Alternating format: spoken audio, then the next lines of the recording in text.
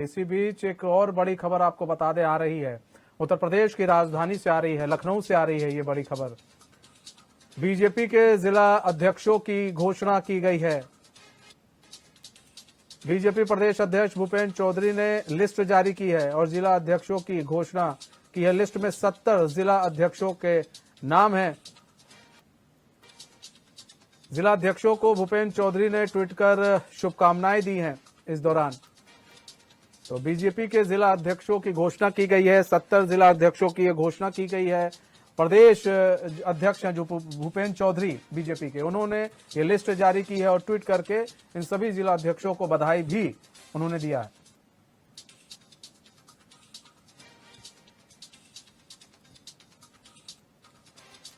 तो बीजेपी के जिला अध्यक्षों की घोषणा की गई है। बीजेपी प्रदेश अध्यक्ष भूपेंद्र चौधरी ने ट्वीट कर बधाई भी दी है। 70 जिला अध्यक्षों के नाम जो है शामिल हैं।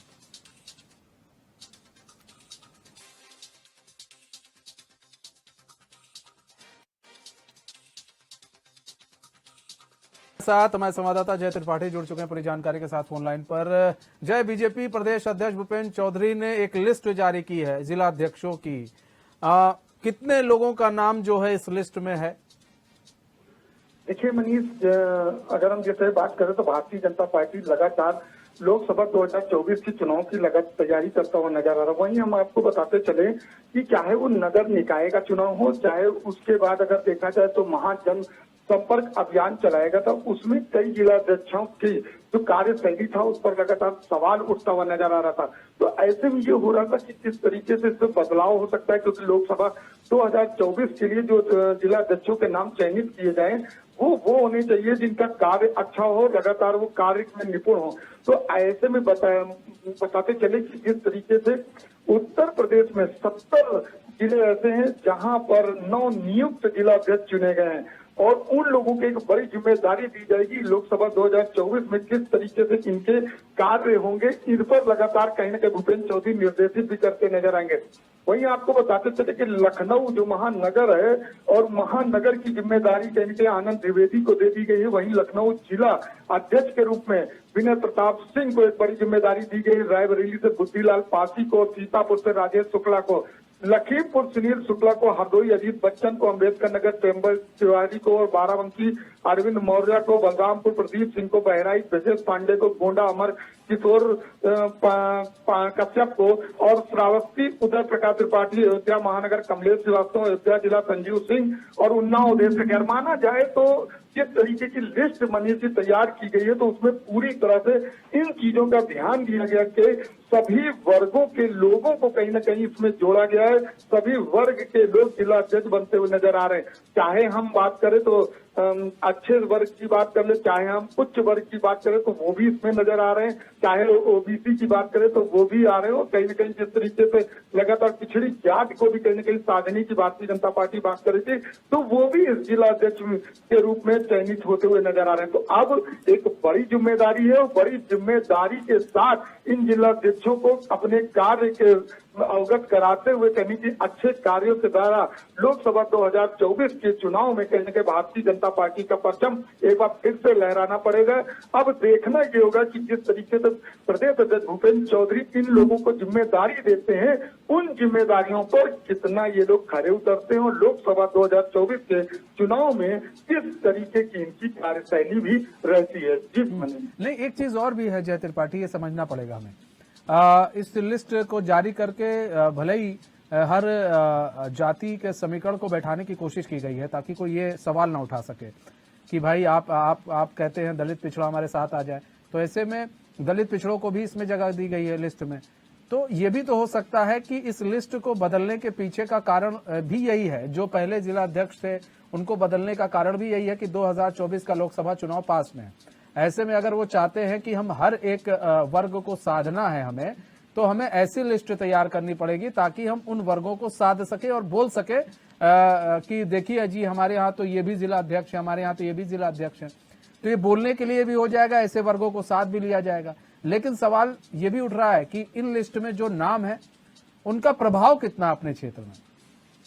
जी बिल्कुल मनीष जी, जिस तरीके से अगर हम बात करें तो लगातार जिस तरीके से चयनित किया गया है, तो इसमें पूरा प्रयास ये किया गया कि हर वर्ग, हर समुदाय के लोग जुड़े, क्योंकि जिस तरीके से अगर बात करें तो चाहे भारतीय जनता पार्टी की बात कर लें तो वो भी सभी वर्ग को अपने साथ लाने का प्रयास करती नजर आ रही। चाहे हम कांग्रेस की बात करें तो कांग्रेस भी लगातार अभियान के माध्यम से लोगों को अपने साथ जोड़ने में जुटी हुई। वहीं अगर समाजवादी पार्टी की बात करें तो वो पीडीए गठित करके लोगों को अपने साथ जोड़ने में जुटी। तो कुल मिलाकर सभी पार्टियां इस वक्त लोकसभा 2024 के चुनाव को लेकर सभी को लगातार साधने में जुटे हुए हैं, चाहे वो किसी भी वर्ग के लोग हों, किसी समुदाय के लोग हों। तो माने ये जाए कि जिस तरीके से भारतीय जनता पार्टी लगातार नंबर 1 की पार्टी बनी हुई, तो वो ये नहीं चाहती कि हमारे साथ कोई भी वर्ग न जुड़े। लगातार सबका साथ सबका विकास कहीं न कहीं उनका जिस तरीके से नारा है उस पर कहीं न कहीं खड़े उतरने का प्रयास कर रही। इसी कारण उन्होंने जो इस बार जो चयनित किए हैं जिलाध्यक्षों को, उसमें इस चीज का ध्यान रखा है कि आखिर कहां पर किस वर्ग के लोग को जिम्मेदारी दी जाए, जहां पर वोट बैंक किस तरीके का है। आखिर वहां जिस जिले में जो वोट बैंक को ध्यान देते हुए कहीं न कहीं वहां के लोगों को साधने के लिए, वो माना जाए जिलाध्यक्ष को एक बड़ी जिम्मेदारी दी जा रही कि अपने अपने वर्ग के लोगों को भारतीय जनता पार्टी के साथ कंधे से कंधा मिलाकर खड़ा करें, क्योंकि लोकसभा 2024 के चुनाव में कहीं न कहीं वोट बैंक पर बड़ा असर पड़ेगा। तो ऐसे में माना जाए कि जिस तरीके से सभी पार्टियां लगातार बात करें, चाहे पिछड़ी जात को, चाहे ओबीसी को, चाहे सामान्य वर्ग को जोड़ने में जुड़ी है, तो उसमें भारतीय जनता पार्टी किसी तरीके की कोई कसर नहीं छोड़ना चाहती। और माना यही जाए कि जिस तरीके से लिस्ट जारी की गई है, तो उम्मीदें ये जताई जा रही थी कि लिस्ट पहले भी आ सकती थी मनीष जी, लेकिन इस पर लगातार चर्चा चल रही थी कि आखिर किस तरीके से किन किन लोगों को इसमें वरीयता दी जाए और उनकी कार्य शैली को देखा जाए, तो आखिर वो जिले में कितना प्रभावी है, इन चीजों पर ध्यान देना है।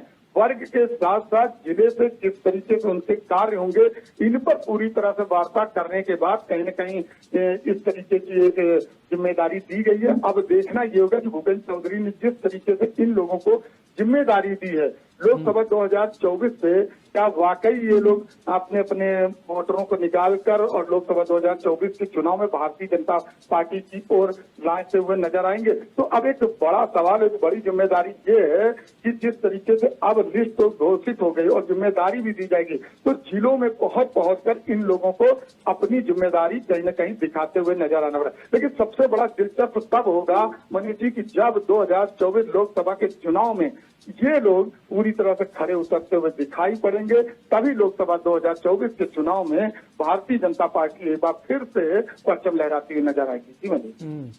ठीक है जय त्रिपाठी, बहुत बहुत धन्यवाद हमारे साथ जुड़ने के लिए और तमाम जानकारी देने के लिए।